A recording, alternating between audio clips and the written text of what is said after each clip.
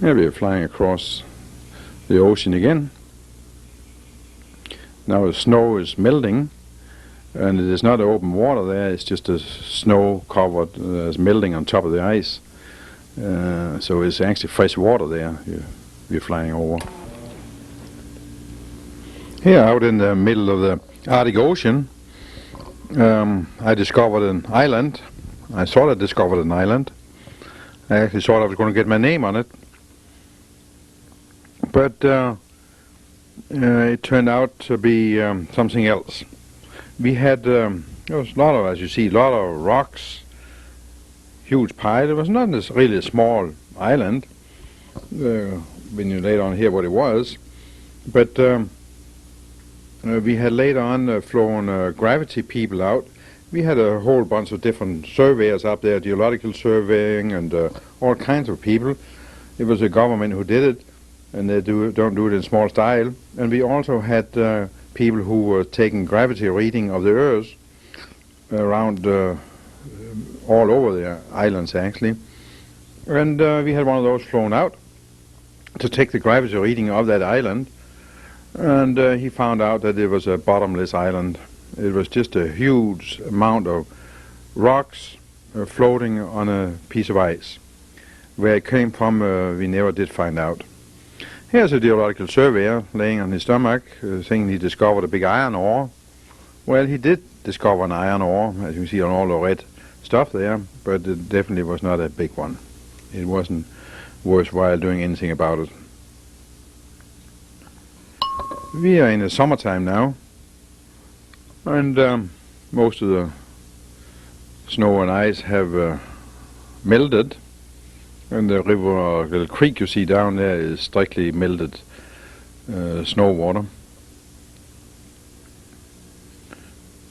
Temperature at this time was probably around 35 degrees. In the sun it was somewhat warmer. We could sit out and not getting a suntan, but at least get warmed up in our bodies.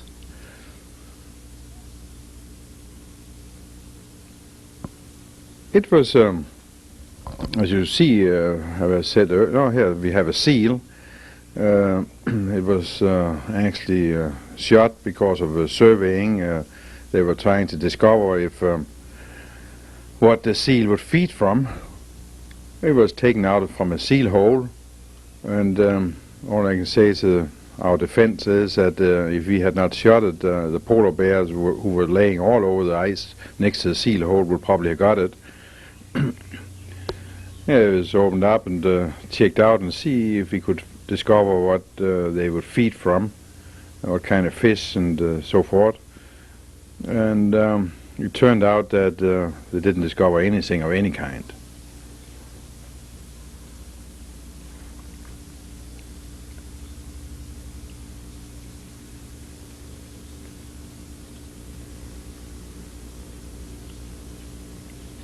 There's another little seal. It's actually a seal baby, which is very curious about what we are doing. We are standing on an ice float and measuring the depth, and it wasn't scared at all of us.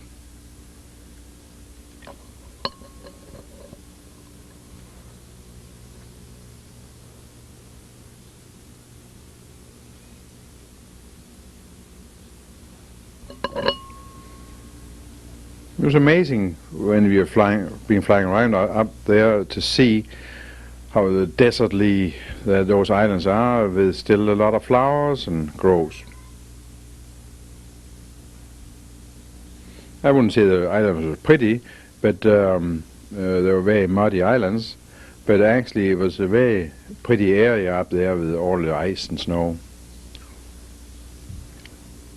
There's another little curious animal.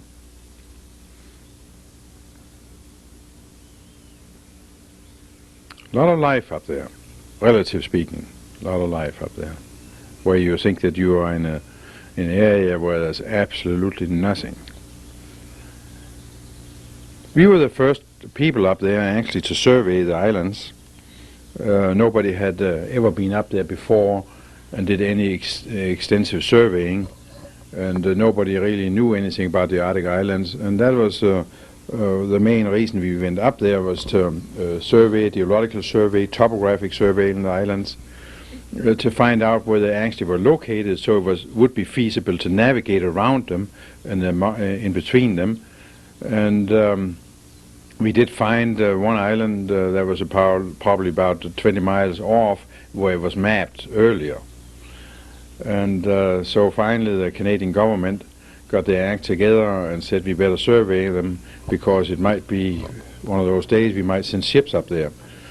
And so that's what the main purpose of it was, even though the whole program was called the Polar Continental Shelf Program, or Polar Continental Shelf Project. It was because we were out on the 80th parallel and further out and checking for where the polar shelf actually drops down.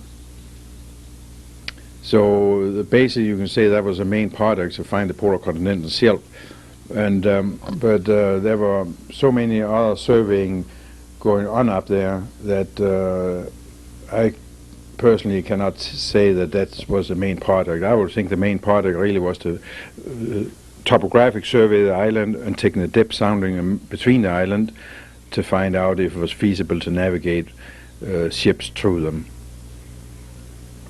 But it was a very major project the government had set out to do, and as I said, nobody had actually ever been up there really. When we came up there with Bell helicopters in the beginning, here we are disassembling them again and flying them out of there the same way we came up, flying them down to Edmonton and that way back across country.